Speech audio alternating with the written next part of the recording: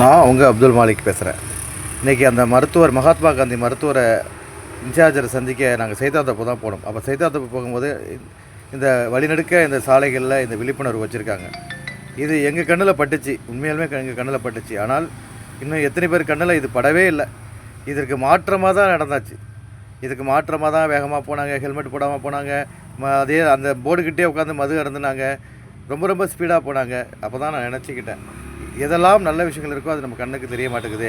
இதே ஒரு ரோட்டில் ஒரு சாலையில் ஒரு பொருள் கிடக்குது, அல்லது ஒரு பொருளாதாரம் கிடக்குது, ஒரு பணம் கிடக்குதுன்னா நம்ம பார்வையாகிறதுக்கு போயிருக்கோம் தானே, கண்டிப்பாக போயிருக்கோம் தானே.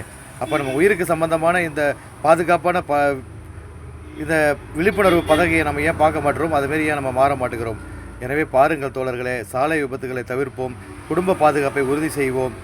வேகமாக போகாதீங்க, ஹெல்மெட் அணியுங்க. நிச்சயமாக வேகம் ஆபத்தை கொடுக்கும். நன்றி தோழர்களே.